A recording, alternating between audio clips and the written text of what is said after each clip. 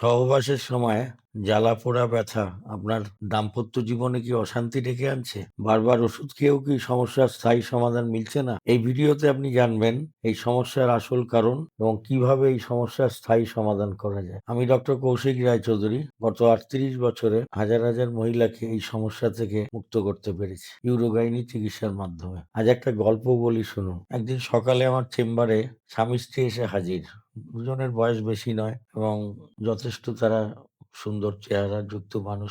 কিন্তু মুখে যেন কোথায় একটা বিষাদের ছায়া। আমি তাদের বসতে বললাম। সাধারণত এত সকালে পেশেন্ট আসে না, তারা এসে পড়েছেন। তাকে রেফার করেছেন আমারই পরিচিত একজন গ্রামীণ ডাক্তারবাবু। তা আমি তার চিঠিটা পড়লাম। উনি লিখেছেন যে এরা সহবাসের সমস্যায় ভুগছেন। খুব ভালো মানুষ, কিন্তু সা জীবন অশান্তিময় হয়ে উঠেছে। কি করা যায় দেখুন। আমি জিজ্ঞাসা করলাম কি সমস্যা? তারা বলছে যে আমাদের একটা বাচ্চা আছে, নরমাল ডেলিভারি হয়েছে। তারপর কেন জানি না এখন আর মেলামেশা করতে ভালো লাগে না। স্ত্রী বলছেন, মেলামেশা করতে গেলে জ্বালা-পোড়া, অস্বস্তি শুরু হয়ে যায়। আমি বেশিক্ষণ ব্যাপারটা সহ্য করতে পারি না। আনন্দ তো পাই না। শুনে খারাপ লাগলো। আমি ভদ্রলোককে বললাম, "আপনার কি মনে হয়?" আচ্ছা, যে আমি তো ঠিক বুঝতে পারছি না কিসে থেকে কি হয়ে গেল। বিয়ের আগে একজন সুন্দর মহিলাকে নিয়ে এসেছিলাম, এখন সে রোগের ডিপো হয়ে গেল কি করে বুঝতে পারছি না। বাচ্চা হওয়ার পর থেকে কেমন সব হয়ে গেল। আমি তাকে বললাম যে, "ভাই, সহবাসের সমস্যা অনেক কারণে হয়। আমি তোমাকে দেখাচ্ছি। আর এই সমস্যার স্থায়ী সমাধান সম্ভব এবং সমাধান হয়ে গেলে আবার তুমি স্বাভাবিক সহবাস করতে পারবে। আর কোনো অসুবিধা তোমার হবে না।" তারা ঠিক বিশ্বাস করতে পারলেন না। যে, "ডাক্তারবাবু, যদি করতে পারেন খুব ভালো। আর যদি না পারেন তাহলে ধরে নেব এটাই আমাদের ভাগ্য। বাকি জীবনটা এইভাবেই কাটবে।" দেখলাম তাদের মুখে হতাশার ছাপ। যাই হোক, কেন যে এই ঘটনা ঘটে আপনাদের একটু বলি, তারপরে বাকি আলোচনা করা যাবে। দেখুন এই মডেলটা। এই যে মডেলটা দেখছেন, এখানে কিছু জিনিস বলার প্রয়োজন আছে, বলছি। এটা হলো মেয়েদের জরায়ু, এটা সার্ভিক্স নিচের অংশ, এটা বডি, এটা ফান্ডাস। এটা ডান দিকের ফ্যালোপিয়ান টিউব, এটা বাঁদিকের ফ্যালোপিয়ান টিউব। এখানে ডিম্বাশয়, ওভারি, ডান দিক, বাঁদিক।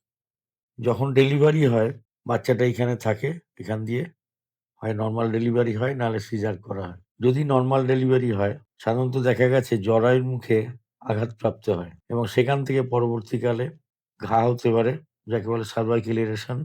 সেখান থেকে সাদা স্রাব হয় এবং পরবর্তীকালে আরো অনেক খারাপ রোগের সম্ভাবনা থাকে যদি ঠিক সময়ে চিকিৎসা না হয়। আর এখানে পেচ্ছাপের থলিটা থাকে। ডেলিভারির সময় পেচ্ছাপের থলির সামনে পর্দা ছিঁড়ে গিয়ে এটা নিচে নেমে যায় এবং পেচ্ছাপ জমতে থাকে এবং ক্রনিক ইনফেকশন সবসময় লেগে থাকে। যার জন্য এই ক্ষত শুকোতে চায় না। আর এখানে পায়খানা রাস্তা থাকে, যেটা এখানে মডেলে নেই। সেখানেও একটা পর্দা থাকে, এটা নিচে নেমে যায়। নেমে গিয়ে সেখানে স্টুল জমতে থাকে। সেখান থেকে ইনফেকশন এসে এখানে এফেক্ট করে। এর জন্য এই ঘা সারতে চায় না। এবার ঘটনা হচ্ছে, যখন মেলামেশা করা হয়, পুরুষাঙ্গ এই জায়গাটা এসে হিট করে সরাসরি এবং তখন ভীষণ রকমের একটা ব্যথার পরিস্থিতি শুরু হয় এবং তখন মহিলার সহবাসের ব্যাপারটা আদৌ ভালো লাগে না এবং সেই ব্যাপারটা অনেক সময় স্বামীরা বুঝতে পারেন না। যারা ভীষণ একগুঁয়ে স্বামী আছেন তারা আবার অন্যরকম চিন্তা ভাবনা করেন। আর যারা ভালো স্বামী আছেন তারা জানতে চান কি ঘটনা, ডাক্তারের কাছে নিয়ে আসেন এবং যদি ডাক্তারবাবু ভালো করে চেক আপ করেন, অবশ্যই ঘা ধরা পড়বে এবং এর চিকিৎসা হবে। আমি এরপর কি করলাম, পেশেন্টকে শুয়ে তার জরায়ুটা কাসকো স্পেকুলাম দিয়ে দেখলাম এবং দেখা গেল জরায়ুর মুখে ঘা আছে। দগদগে লাল ঘা, সেখান থেকে সাদা স্রাব বেরোচ্ছে এবং সেই ঘা দেখার পরে স্বামী বুঝলেন কেন তার স্ত্রী কষ্ট পান সহবাসের সময়। এবার এর চিকিৎসা কি সেটাও একটু বললাম, আমি সংক্ষেপে বলছি। আমার মডেলটা দেখুন। এখান থেকে পেচ্ছাপের থলি নেমে আসে, আমি বলেছি। এটাকে সেটিং করা দরকার। পায়খানা রাস্তায় নেমে আসে, এটাও সেটিং করা দরকার। কেন? কারণ এখানে পেচ্ছাপ জমতে দিলে এখানে ঘা সারবে না। এখানে পায়খানা জমতে দিলে এখানে ঘা সারবে না। এটা হচ্ছে প্রাথমিক চিকিৎসার মধ্যে পড়ে। যদিও এটা সার্জারি, এটাকে বলে পেলভিক ফ্লোর রিপেয়ার। করে দেওয়ার পরে দেখা গেছে যে ঘা তো সেরেই যায়, তার উপরে আমরা এখানে ঘা কটারি করে পরিষ্কার করে দিই। ভবিষ্যতে সাদা স্রাবের সম্ভাবনা থাকে না, মেলামেশায় কষ্ট হয় না এবং পেশেন্ট অনেকটা ভালো বোধ করে। পেচ্ছাপ পায়খানার কষ্টও থাকে না। তো এই ব্যাপারটা উনাদের আমি বললাম। বলার পরে স্বামী বুঝতে পারলেন কেন তার স্ত্রী কষ্ট পান। তিনি অনুরোধ করলেন এই চিকিৎসা করে দিতে। উনি স্ত্রীকে ভর্তি করলেন হাসপাতালে। আমার তত্ত্বাবধানে রইলেন এবং তার পেলভিক ফ্লোর রিপেয়ার অপারেশন করেছিলাম। তার সঙ্গে ঘায়ের জন্য ইলেক্ট্রোকটারি অফ সার্ভিক্স করা হয়েছিল এবং তিনি এখন সম্পূর্ণ সুস্থ এবং সুখী দাম্পত্য জীবন অতিবাহিত করছেন। একটা কথা বলি, এতে আমার কোনো কৃতিত্ব নেই।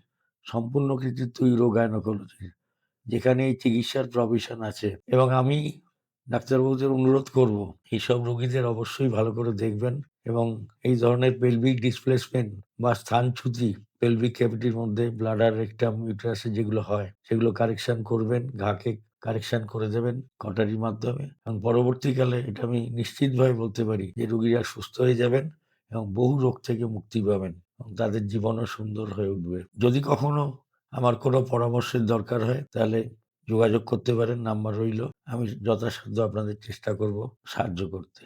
নমস্কার, আমার নাম রীতা দোলে। আমি মুর্শিদাবাদ মোবারকপুর থেকে এসেছি। আমি অনেক ডাক্তার দেখিয়েছি। আমার ডাক্তার কোনো অসুখ ধরতে পারছিল না।